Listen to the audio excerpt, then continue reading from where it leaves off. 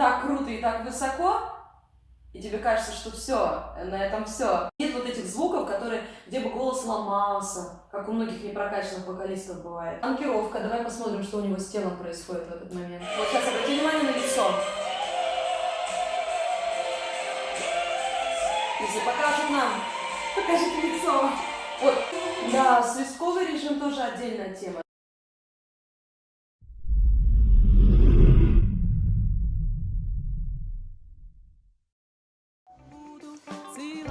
Sala Cisterna до Star. Сегодня мы продолжаем серию выпусков с Кристиной Дурмановой, действующей певицей, директором кавер-группы, вокальным коучем на протяжении уже более 10 лет и основателем вокальной студии Music Factory.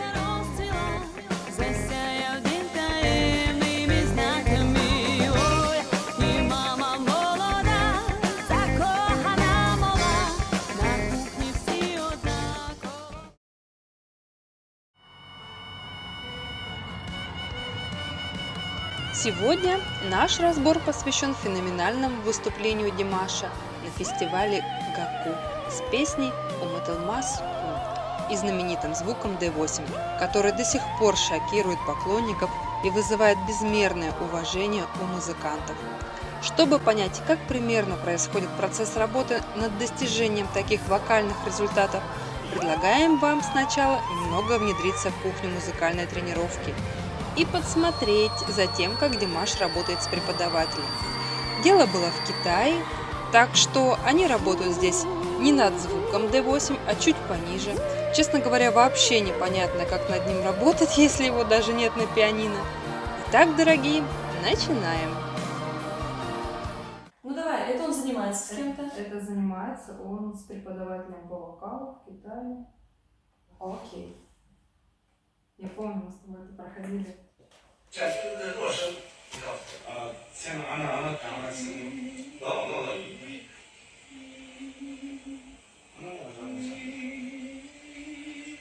那，混的。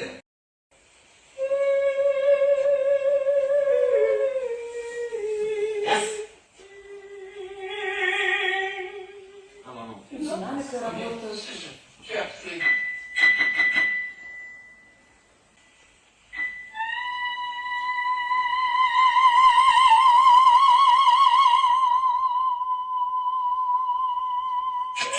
Но с динамикой они тут работают, да?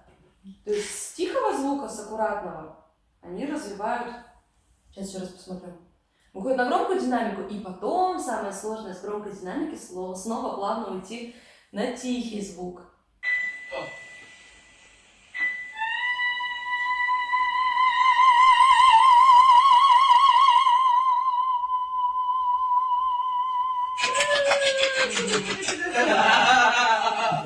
Very good, yes. 但是这个喉结还应该再稳定一点。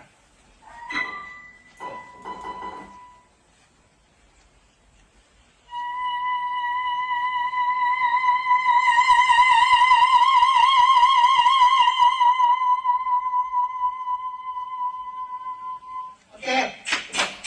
Very good. Very good. Да, работают с динамикой, да, работают, ну, как преподаватель ему показывает, да, все про гортань, с хрящами, да, что нужно расслаблять, раскрывать. Вокаль очень много построено еще и на образах, на ощущениях, да. То есть он подходит к нему вот так вот, делает ему вот такие вот движения, показывая, что как бы высвобождай, раскрывай, добавляется объем, добавляется громкость. Вот. Но там еще, конечно, участвует дыхание, да, он поддает воздуха естественно, за счет этого добавляется громкость, возможно, анкировку включает, да, это определенная такая анкировка, это когда мы подключаем мышцы торса даже, то есть, возможно, такое легкое напряжение в спине, в лопаточках, да, но звук становится тише, звук становится громче, мощнее, не за счет того, что здесь какая-то работа происходит и пережим, а именно за счет потока воздуха и работы мышц. Молодец, что работает. Действительно, рост вокалиста, он на самом деле будет идти всю жизнь. Да? Потому что нет какого-то потолка, нет предела, до которого ты как бы дошел, и ты останавливаешься. Нет, на самом деле рост, он сколько мы живем, сколько мы занимаемся, так мы и будем расти. А мы продолжаем, друзья. Потрясающая авторская песня Димаша «Уматалмас Кун». Много раз она звучала на различных концертных площадках в мире и украшала собой множество известных церемоний. Но одно из выступлений побило все рекорды по реакциям на ютубе. Это выступление 16 сентября 2017 года на концерте Гаку в Алматы, на котором присутствовало 150 тысяч зрителей. В тот день Димаш взял ноту D8, ре 5 октавы, звук частотой 4698 Гц. Просто невероятно. Не просто взял и продержал рекордные 5,17 секунд, а продемонстрировал динамику и вибрато. Вначале тише, а потом, увеличив подсвязочное давление, сделал звук громче и объемнее. Мы с Кристиной не могли пройти мимо такого легендарного выступления и с удовольствием его посмотрели. Ну, то-то, в частности, я 50-й раз. Вот, да, здесь.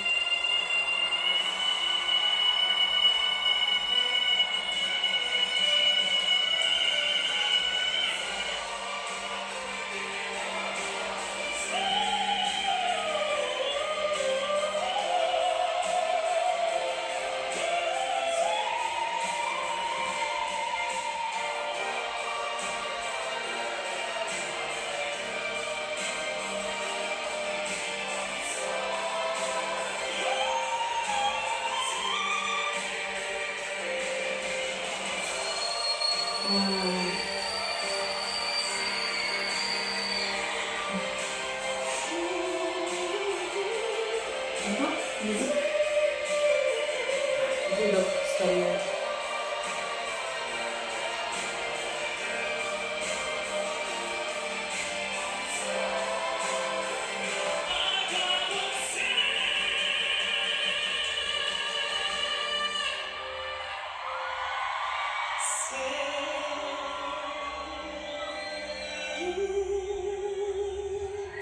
Люблю так, сражает наповал, когда вокалист поет, поет, поет, и так круто, и так высоко, и тебе кажется, что все, на этом все, но он берет еще выше. Это как бы, да, это поражает. Значит, что можно тут еще сказать? Ну, давай послушаем чуть еще.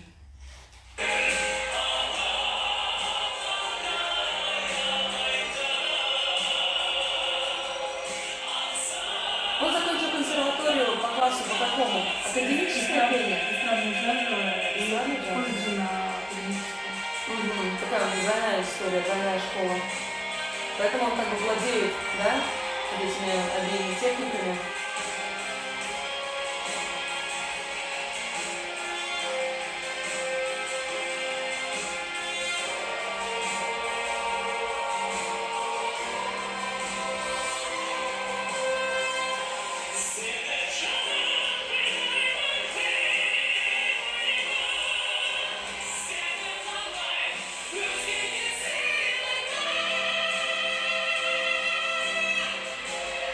Ну, для любого вокалиста, вот мы говорили немножко с тобой про переходные ноты, да? Переходные ноты это... Почему я говорила, что понятие, возможно, не очень грамотное, и что нет на самом деле переходных нот? Просто нужно грамотно переходить, да? У нас есть разные режимы работы гортани, соответственно, разные режимы смыкания связок. Когда вокалист умеет пользоваться всеми вот этими режимами и легко переходит с одного на другой, это говорит о его большом профессионализме. Что такое вообще вот эти вокальные режимы, да, режимы смыкания связок? Можно представить себе коробку передач, автомобиль, да? Да, ты поставил какую-то определенную скорость, и ты можешь развить скорость до определенного какого-то момента. Дальше тебе, чтобы ускориться, тебе нужно что-то поменять, что-то переключить. Вот в гортани у нас протекают очень такие подобные процессы, да? Просто чтобы идти на какие-то более высокие звуки, нужно что-то поменять, нужно по-другому сомкнуть. Нужно, наверное, шире раскрыть. Ну, все зависит, на самом деле, от стиля звука, который он хочет создать, да, хочет ли он его округлить и больше уйти в академическую манеру, или он хочет больше его открыть и спеть вперед. Но все равно типы смыкания связок, их не так много. Отсюда же появилось понятие вот эти вокальные регистры, да, то есть как будто это как первая скорость, вторая скорость, первый регистр, второй регистр.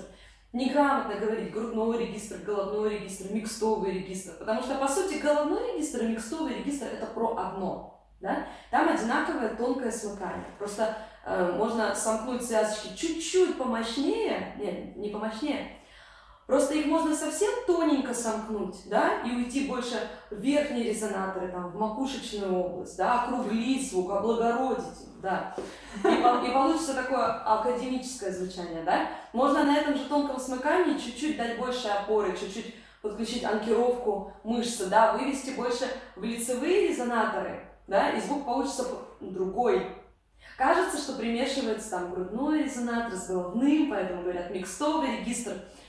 Но это все такие очень запутанные, смешанные понятия. На самом деле это вот все про одно. И он владеет очень классно всеми вот этими режимами. Поэтому в его понятии переходных нот нет. Да? То есть нет вот этих звуков, где бы голос ломался, как у многих непрокачанных вокалистов бывает. Вот. В контексте сказанного Кристиной хочется вспомнить замечательные слова нашего друга Ростислава Свиридова. Пение – это как вождение автомобиля, когда просто надо выполнять несколько действий одновременно. А навыки, возможности, способности, уровень исполнителя – это ключи, доступ к тому или иному виду транспорта. Соответственно, чем большее количество действий выполняется, тем сложнее вид этого транспорта. Так вот, в этом случае Димаш управляет сверхзвуковым истребителем.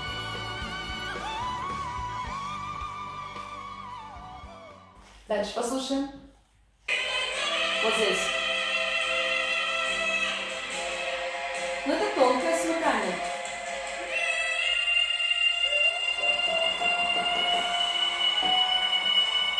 Отлично.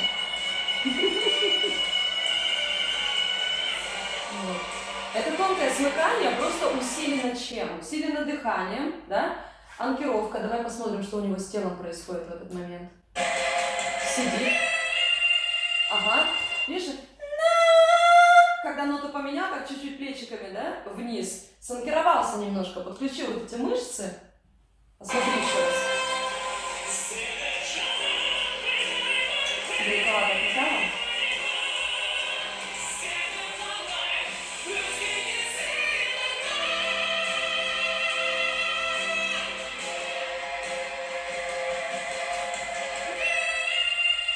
Ты увидела? Подключил, да, немножечко спину.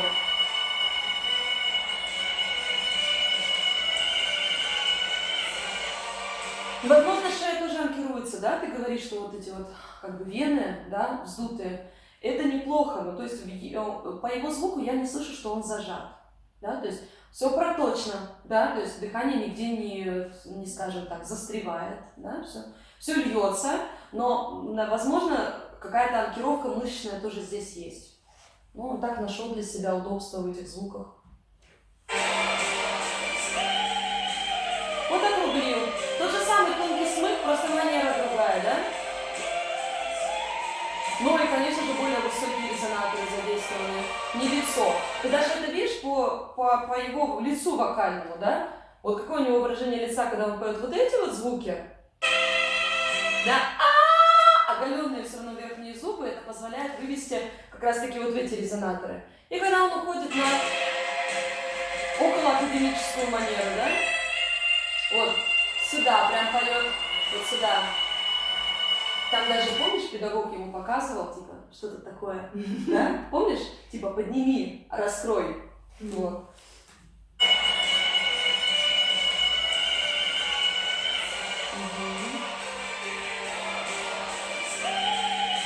Вот сейчас обрати внимание на лицо. Если покажет нам, покажет лицо. Вот, все равно более расслабленное, да? Такое лицо в этот момент.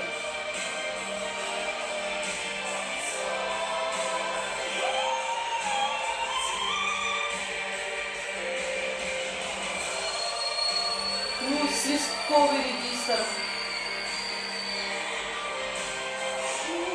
Да, свистковый режим тоже отдельная тема. Это тоже определенное смыкание связок, то есть это максимальная скорость, да, если мы про коробку передач сравниваем. То есть связочки наши должны, при том, что они смыкаются, ну, так покажу, не полностью, да, только краешками смыкаются, между ними щелочка, образуются, но они при этом натягиваются сильно-сильно. То есть это как две резиночки вот так натянуть, точно так же связки должны растянуться. Так, тоже обращу сейчас внимание, что он там делает с головой.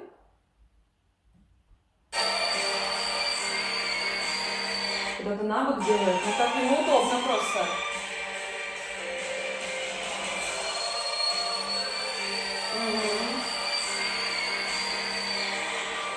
Почему-то на бок, ну, видимо, так удобно, но немножечко подбородок опущен, да? Что это дает? Немножко опускается щитовидный хрящ, за которым связочки как раз располагаются. Немножко, и у них появляется дополнительное пространство, чтобы растянуться. А именно в бок почему, не знаю. Ну, какое-то такое удобство свое. Все же вокалисты приспосабливаются. Да? Тем более звуки такие, ну, запредельно высокие, конечно. Вот. Поэтому тут надо найти такое удобство, найти как бы положение, позицию. Что еще тут сказать? Ну, казалось бы, невысокие звуки, да? Прям даже, я бы сказала, низкие. И поет тонким смыком. Ну, это слышно, да?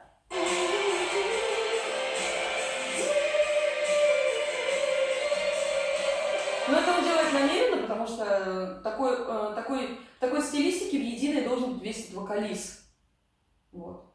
То есть эти же звуки, которые он сейчас спел, их можно было спеть и толстым смыком, да, основным, как принято называть грудным звуком, да?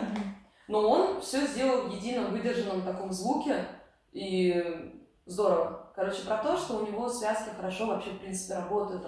Про то, что он владеет вот этими режимами всеми. Прокачанный голос, натренированный голос. Хороший голос. Хороший голос. Ну и талант, конечно, все равно не будем его отметать, да? Природа. Конечно. И природа, и техника, все тут. Да, вот такой эффект. И вот это самое сложное, как я уже говорила. Ты всю песню растягиваешь, свои голосовые связки, да? Они принимают разные формы, и после этого в конце песни уйти на вот этот вот жесткий смык, про который я тоже говорила, да? Назовем это пение с придыханием. Чистенько, мягко. Ни единого хрипа, ни единого намека на усталость. Это очень сложно. Это говорит о том, что связки очень эластичные, да? Ну, опять же, представим две резиночки. Вот ты их натянула, расслабила, натянула, расслабила. И они все время должны эластичность вот эту сохранять, да? То есть в какой-то момент ты будешь долго растягивать резинки, и они у тебя начнут болтаться. Им будет тяжело вернуться снова в то положение и звучать. Его голос звучит. То есть после того, как он растянул их хорошенечко, он возвращает их снова в исходное положение, все замечательно смыкается, все замечательно звучит, ни намека на усталость, это говорит о его прокачанности. Мы с Кристиной внимательно читаем ваши отзывы и комментарии и уже подготовили несколько интересных тем для новых видео. Чтобы не пропустить их, подписывайтесь на канал и жмите на колокольчик. Если вы хотите общаться с единомышленниками о творчестве Димаша, присоединяйтесь по ссылкам в описании к группам Евразийского фан-клуба на наиболее удобных для вас социальных платформах: ВКонтакте, Фейсбук, Инстаграм, Твиттер, Одноклассники, Вейбо.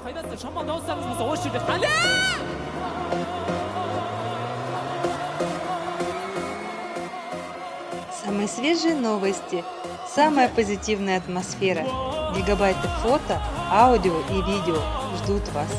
В описании оставлю ссылочку на 30 тысяч фотографий Димаша. Ваш Евразийский фан-клуб.